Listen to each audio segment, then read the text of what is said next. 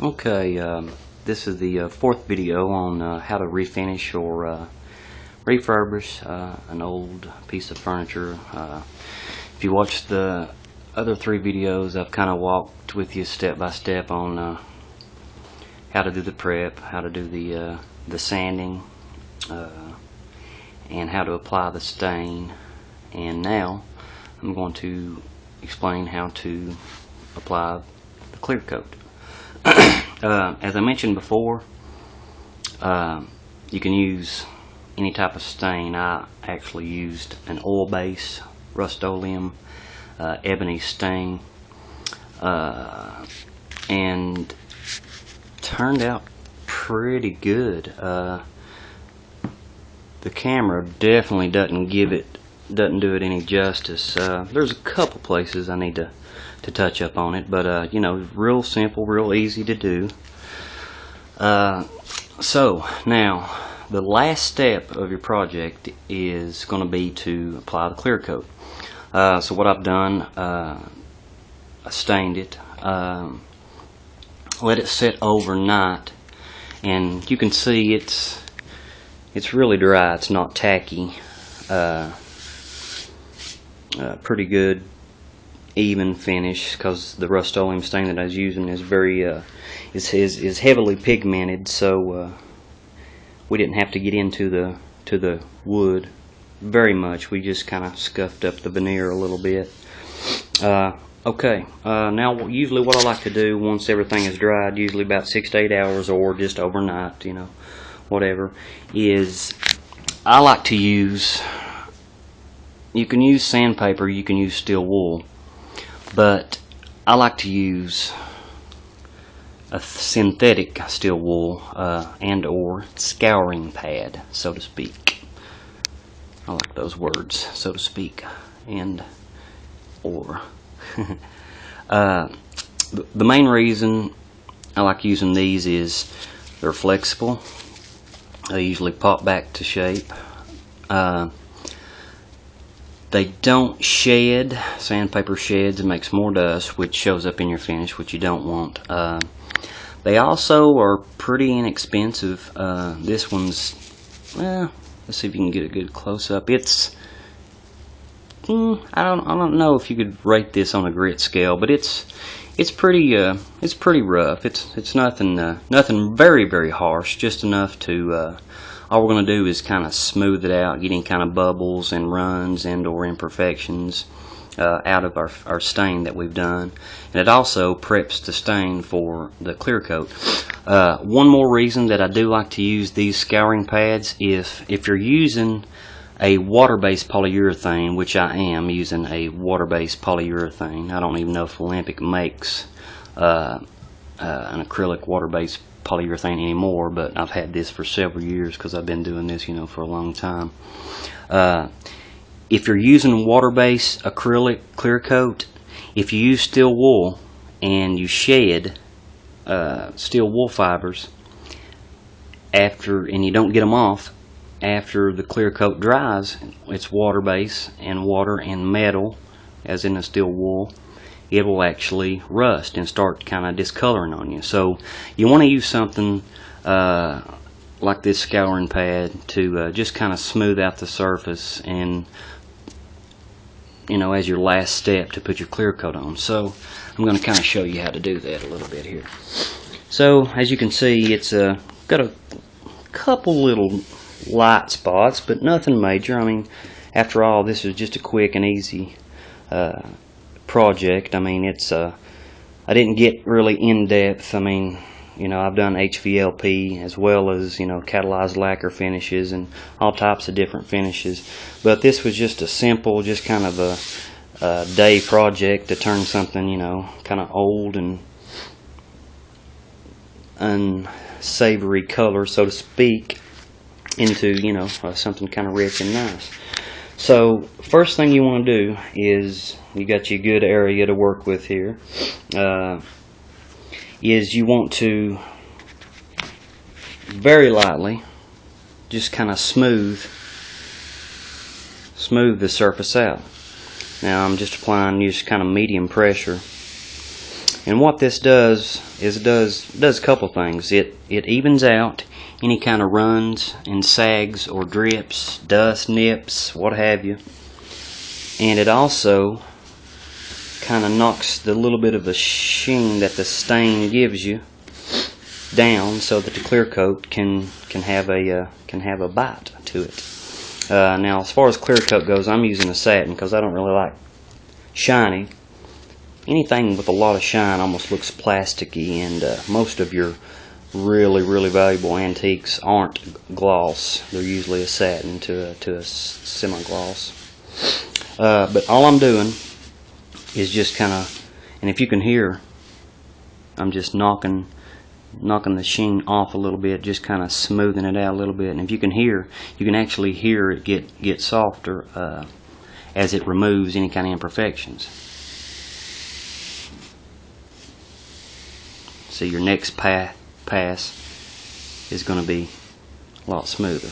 So you want to wipe over this whole thing until it feels pretty smooth. You also want to do this step after your first coat. I'm probably going to do 2 coats of clear coat on this. You can do as much as 3 to 4. You can do 20 if you want to. It's just preference. Each coat is going to make it a little more scratch resistant, a little more give the color a little more clarity, give it kind of depth to it. But just for this, I'm going to do probably 2 coats.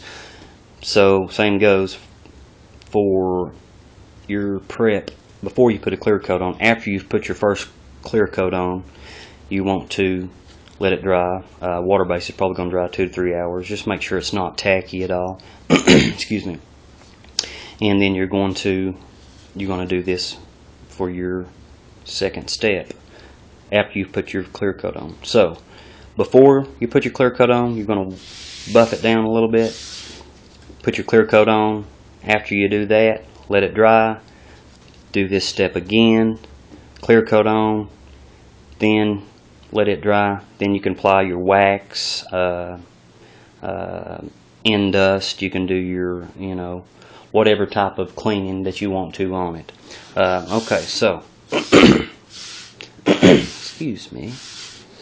Okay, so now, all right, boom, we've got this looking pretty good.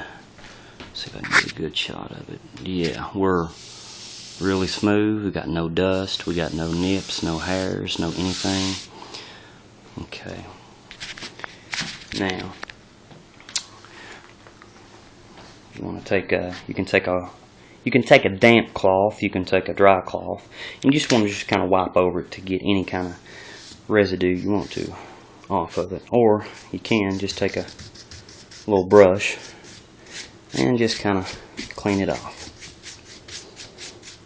Now, when applying your clear coat, in my case, I'm going to use a water-based polyurethane, and it is a satin. It's actually a clear acrylic. If you're familiar with paint of anything of any sort, they use pigments, then they use solids, water, of course, as a carrier, and the acrylic is the actual finish. So it's actually just the shiny, the clear part of the paint without any pigment. That's all it is. And when you're using water base, you want to use a good quality nylon polyester brush. This is an angled one that I'm going to use. You don't have to use angled one. Actually, a square one would work a little bit better. I don't like to roll it. Rolling cause bubbles. And while I'm on bubbles, I will say, do not shake this or oil-based polyurethane. Stir it, because it will get bubbles. You do not want bubbles in your clear coat. Trust me, you do not. So, water-based polyurethane, nylon polyester brush. Stir, don't shake. If you're using an oil-based product or a lacquer-based product, you'll want to use a natural bristle brush. Water base, nylon polyester. Oil base, natural bristle. Works better. Okay, so I've already stirred this, but I'm going to go through it again. If I can get it open, I will need a tool. Bear with me for 1 second.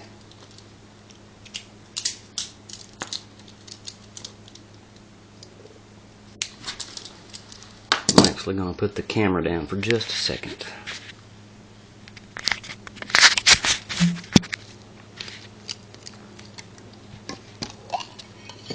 Okay.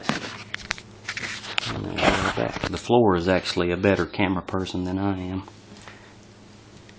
Okay. Now, if you've never used this, you're going to look and see and say, wow, that looks like 2% milk. That's really... Am I supposed to use that? Is it supposed to look like that? Yes, it is. It's going to look milky because it's you know, all it is just acrylic. Clear acrylic. So you want to give it a little stir. And you'll see it is milky. But when it dries crystal clear. Okay. So you want to get in there and get you a good soak. Now we'll go up to our project. Okay. Now usually what I like to do is I like to go ahead and just kind of get a feel for it. And you want to make long strokes, okay? Cover the whole area that you're doing. And it's going to bubble a little bit. That's natural. But you just don't want a lot of bubbles in it. Okay. So after you make your pass like that, make sure you got it evenly all the way across. And what you're going to do is you're just going to go back and very lightly drag your brush across the whole entire piece. And what that's going to do is just going to smooth it all out.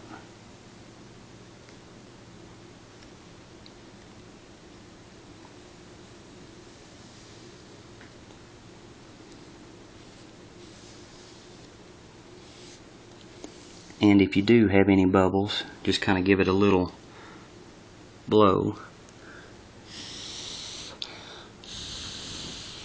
And they will disappear. Okay, I've got a little run right here that I need to get.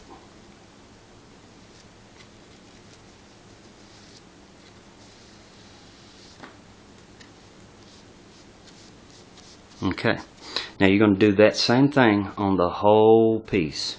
And when it dries, it should be very similar to that. It's going to be really rich and deep, and it's what we like. And that's what we like. Okay, water-based polyurethane cleans up with water. Okay, so after you do that, you're going to do your whole surface, and you're going to clean your tools up because we clean our tools up after we're done with them, right? Right. Okay. So we've stained it. We vacuumed it, we wiped it down,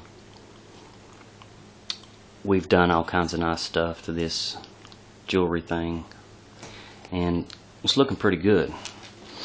And that's going to be your clear coat. That's going to be how to put your clear coat on. So when you're done, oh yeah, and we spray painted the hardware chrome too. So when you're done, you should have something that looks about like this. Nice and shiny and rich and deep.